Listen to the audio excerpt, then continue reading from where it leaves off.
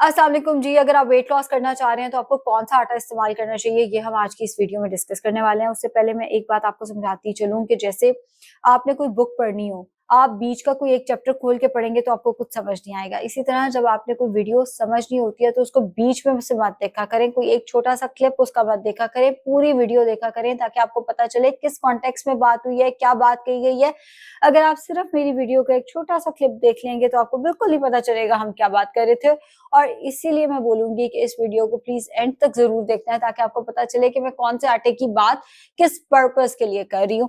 अगर हम weight loss की बात करते हैं तो वेट लॉस में आप जौन सा मर्जी आटा इस्तेमाल कर लें, कोई 19-20 का ही फर्क पड़ेगा। हाँ, मैदे को अवॉइड करें, चावल की रोटी को अवॉइड करें वेट लॉस में, एंड मकई की रोटी को अवॉइड करें। बिकॉज जिस तरह हम मकई की रोटी बनाते हैं, हम उसमें कैलोरीज बढ़ा देते हैं, बिकॉज हम उसमें कहीं ना कहीं ऑयल या बटर ऐड कर देते हैं, जिसकी वजह से उसकी कैलोरीज जो है वो बढ़ जाती है। फर्क आता है इन आटों के glycemic index and glycemic load के अंदर, जिसकी वजह से इनकी अफादियत बदलती है। ये हम आगे डिस्कस करेंगे। पहले हम वेट लॉस को ही रोएंगे कि क्योंकि वही आप लोगों का मसला है, मुझे पता है, मेरा भी आजकल वही मसला बना हुआ है। वेट लॉस की अगर हम बात कर लें, 100 ग्राम गंदम की रोटी, 100 ग्राम जौ की रोटी, 100 ग्राम मल्टीग्रेन आटे की रोटी, मोर और लेस सेम कैलोरीज हैं। शायद 10 से 20 कैलोरीज का फर्क पड़े, मोर और लेस सेम कैलोरीज हैं। ओट्स की 100 ग्राम की रोटी में रिलेटिवली ज्यादा कैलोरीज हैं।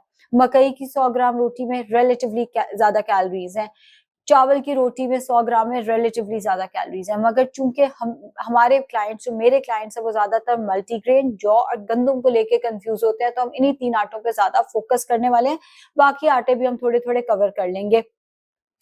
आप अगर 100 ग्राम जौ की रोटी खाएंगे तो भी उतनी कैलोरीज आपको मिलेंगी, मल्टीग्रेन एंड गंदम से भी उतनी ही कैलोरीज मिलने वाली हैं।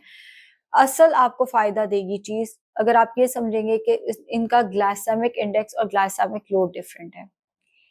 Glycemic index and glycemic load अगर मैं आम जुबान में आपको समझाऊं तो वो रेट जिसपे ये शुगर स्पाइक करेंगे, जिस जिस तरह से ये शुगर बढ़ाएंगे, उसमें बेसिकली फर्क आता है।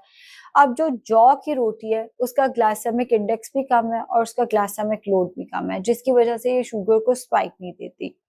जो गंदम की रोटी है उसका ग्लाइसेमिक इंडेक्स मॉडरेट है, यानी ये शुगर के पेशेंट्स के लिए बेस्ट ऑप्शन नहीं है लेकिन बुरी ऑप्शन भी नहीं है। एंड अगर हम मल्टीग्रेन आटे की बात करते हैं तो मल्टीग्रेन में कैलोरीज भी डिटरमाइन करना मुश्किल होता है। बिकॉज देखिए, हो सकता है आपने आपने जो मल्टीग्रेन आटा लिया हो उसमें सिर्फ जौ, गंदम, चना और बाजरा मिला हुआ हो। जो मैंने मल्टीग्रेन लिया उसमें जौ, ज्वार, गंदम, बाजरा, मकई का आटा, 4 5 6 आटे मिक्स कर दिए गए हों, तो किस मल्टीग्रेन में कितनी कैलोरीज होने वाली हैं ये कैलकुलेट करना थोड़ा सा मुश्किल है। बट जैसे मैंने कहा, मोर और लेस इनमें बराबर ही कैलोरीज होती है। अब चूंकि इनमें डिफरेंट मल्टीग्रेन में डिफरेंट आटे मिक्स किए जाते हैं, इसलिए इसका ग्लाइसेमिक इंडेक्स भी डिफरेंट हो सकता है। बट ज्यादातर जो इसका ग्लाइसेमिक इंडेक्स है, और इसका पर्पस भी मल्टीग्रेन आटे का यही होता है कि मॉडरेट ग्लाइसेमिक इंडेक्स पे इसको बनाया जाए। इसमें चावलों का आटा या मकई का आटा बहुत ज्यादा शामिल नहीं किया जाता। मल्टीग्रेन आटा बहुत अच्छी चॉइस है शुगर के पेशेंट्स के लिए, लेकिन ये बहुत बुरी चॉइस है यूरिक एसिड के पेशेंट्स के लिए या आईबीएस के पेशेंट के लिए। अब जिसको यूरिक एसिड है उसको आप चने का आटा या उसको मकई का आटा या उसको बाजरे का आटा देंगे, बाजरा फिर सेफ है, चने का आटा मेनली। अगर आप उसको उसकी रोटी बना के देंगे या बेसन की रोटी बना के देंगे तो उसका तो यूरिक एसिड बढ़ने लग जाएगा। इसी तरह जो आईबीएस का पेशेंट है उसको भी दालें सूट नहीं करती, और मल्टीग्रेन में अक्सर डले हुए आटे आईबीएस के पेशेंट को सूट नहीं करते, तो आईबीएस के लिए भी ये कोई बहुत अच्छी चॉइस नहीं है। लेकिन एज आई सेड बिफोर, ये शुगर के पेशेंट्स के लिए बहुत अच्छी चॉइस है। इसी तरह अगर हम जौ की रोटी की बात करें, वो शुगर के पेशेंट्स के लिए बहुत अच्छी चीज है। उसका ग्लाइसेमिक इंडेक्स भी कम है, उसका ग्लाइसेमिक लोड भी कम है, तो ये शुगर को कंट्रोल करने में बहुत हेल्पफुल है। और यही वजह है कि इसको हम बचपन से सुनते आ रहे हैं कि ये वेट लॉस के लिए अच्छी है। वेट लॉस के लिए उतनी अच्छी नहीं है, ये बेसिकली डायबिटीज मैनेजमेंट के लिए बहुत अच्छी है। एंड कहीं ना कहीं वेट के जो पेशेंट्स होते हैं वो इंसुलिन रेजिस्टेंस के साथ स्ट्रगल कर रहे होते हैं, जिसकी वजह से इसको वेट लॉस के साथ लिंक कर दिया गया है। एज आई सेड बिफोर, इसमें और गंदम में सेम कैलोरीज हैं, glycemic index and glycemic load का फर्क है सिर्फ और सिर्फ। एंड अगर हम तीसरी गंदम की बात करें, गंदम हमारी स्टेपल फूड है, हमारे हर घर में अवेलेबल होती है, कोई बगैर तरद्दुद के वो चीज अवेलेबल होती है। लेकिन वो भी ग्लूटेन के, अगर किसी को मसला कोई सीलिएक है तो उसके लिए वो कोई बहुत अच्छी ऑप्शन नहीं है, या जिसको मेरी तरह आईबीएस है उसके लिए भी वो बहुत अच्छी ऑप्शन नहीं है। तो आपने ये देखना है कि आपका मसला क्या है, उस हिसाब से आपने बीच में से आटा चूज करना है। अगर आपको ब्लड प्रेशर है, आपको कोलेस्ट्रॉल है, आपको यूरिक एसिड है, आपको डायबिटीज है, तो मल्टीग्रेन बहुत अच्छी ऑप्शन थी अगर आपको यूरिक एसिड ना होता। वैसे वो कोलेस्ट्रॉल के लिए क्यों अच्छा है, उसमें डिफरेंट तरह का फाइबर है, उसमें डिफरेंट तरह के इंग्रेडिएंट्स हैं, तो वो आपको डिफरेंट तरह के फवायद भी देगा, जिसमें अगर 4-5 आटे मिक्स किए हैं तो उन 4-5 आटों की अफादियत भी बीच में मिक्स हुई है ना।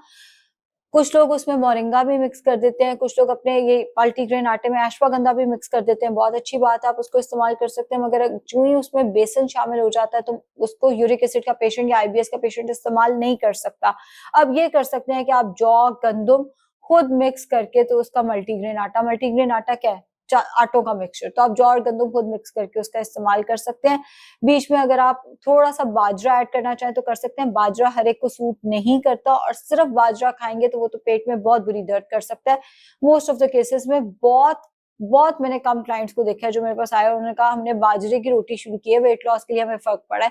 उससे दर्द ही शुरू होती है और कुछ भी नहीं होता बाजरे की रोटी से। उसको हमेशा किसी ना किसी चीज में मिक्स करके लिया करें।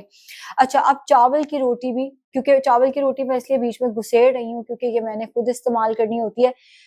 जिन लोगों को आईबीएस का मसला है, चावल की रोटी वो इस्तेमाल कर सकते हैं। इसका ग्लाइसेमिक इंडेक्स ज्यादा है, इसका ग्लाइसेमिक लोड ज्यादा है, इसमें कैलोरीज भी ज्यादा है। तो ऐसे लोगों के लिए जिनका स्टमक थोड़ा सा सेंसिटिव है, चावल की रोटी बेहतर ऑप्शन है। मगर ना ये शुगर के पेशेंट को सूट करेगी, ना ये वेट में कोई बहुत ज्यादा हेल्प करने वाली है आपको, बिकॉज चावल की रोटी बना के खाएंगे तो वेट मैनेजमेंट थोड़ा सा मुश्किल हो जाएगा। अब देखिए, मैं भी तो वेट कंट्रोल कर ही रही हूँ इन दिनों में, तो मैं भी खा ही रही हूँ, तो नामुमकिन नहीं है, लेकिन थोड़ा मुश्किल हो जाएगा वेट को मैनेज करना। एंड इसी तरह अगर आपको कोई भी ऐसा जैसे पीसीओएस का मसला है, कोई भी इंसुलिन रेजिस्टेंस से रिलेटेड मसला है, तो उसमें भी चावल की रोटी बेस्ट ऑप्शन नहीं है। बुरी ऑप्शन भी नहीं है मगर बेस्ट ऑप्शन भी नहीं है। द थिंग इज, आज की वीडियो का क्रक्स ये है, रोटी में मोर और लेस ये जो जितने मैंने आटे 3 बताए हैं, जौ, गंदुम और मल्टीग्रेन, मोर और लेस सेम कैलोरीज है। मकई में ज्यादा कैलोरीज है। मकई की रोटी जिस तरह हम बनाते हैं ना, घी चौपड़ चौपड़ के लगाते हैं, या पहले उस तवे पे घी डालते हैं, उसके ऊपर रोटी डालते हैं, तो हम जिस तरह से बनाते हैं मकई की रोटी जिस तरह हमारे यहाँ बनती है, उसमें कैलोरीज बहुत ज्यादा होती है एज कम्पेयर टू जौ, गंदुम और मल्टीग्रेन की रोटी के। तो वो तो वेट लॉस में या इवन आईबीएस में या यूरिक एसिड में या इवन शुगर में भी कहीं पे भी वो फिर अच्छी ऑप्शन नहीं बचती। हाँ, अगर किसी को ग्लूटेन का मसला है तो उसमें वो मकई की रोटी इस्तेमाल कर सकता है।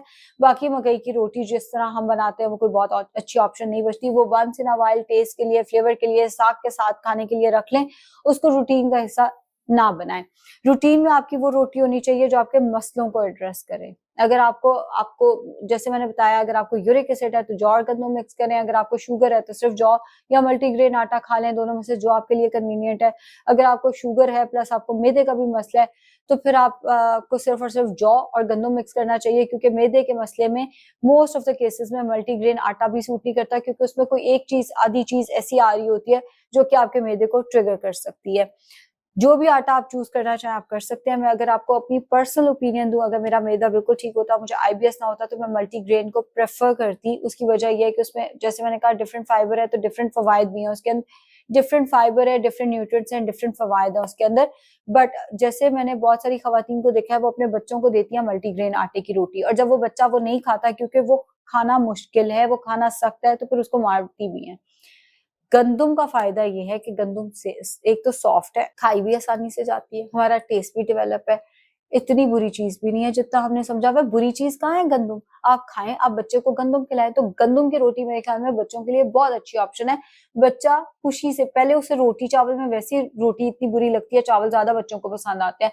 अगर उसके ऊपर भी आप उसको जौ या मल्टीग्रेन खिलाने की कोशिश करेंगे, बच्चा नहीं खाएगा, तो बच्चों के लिए गंदुम की रोटी जो है वो बहुत अच्छी ऑप्शन है। मेरे जैसा बंदा भी खा सकता है, यानी हम लोग भी खा सकते हैं। वेट में जौ, गंदुम, मल्टीग्रेन सब बराबर।